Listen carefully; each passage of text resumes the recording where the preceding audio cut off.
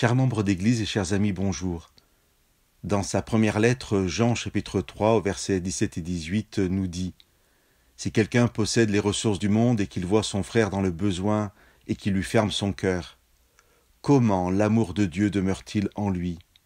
Mes enfants, n'aimons pas en parole, avec la langue, mais en œuvre et en vérité. » Leçon concrète de la part de Jean.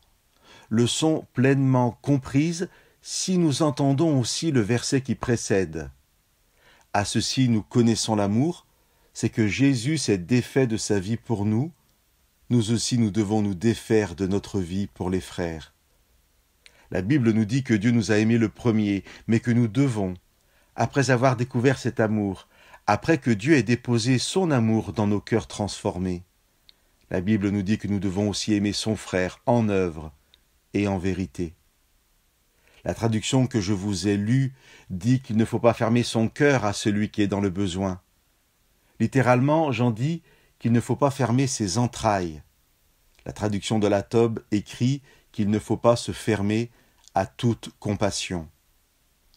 Réalisons aujourd'hui, s'il est nécessaire que nous nous en rappelions, que c'est bien Jésus, le Fils éternel de toute éternité, celui qui possède les ressources du monde et de l'univers. C'est bien Jésus qui le premier n'a pas fermé son cœur, n'a pas fermé ses entrailles, et qui, nous voyant dans la détresse, nous a aimés, en œuvre et en vérité, en se faisant homme et en venant vivre parmi nous. Quand il est venu sur la terre, Jésus n'a pas fondé des monastères pour que nous nous y retirions du monde, dans une douce communion avec lui. Jésus est venu inventer un chemin pour que nous le parcourions.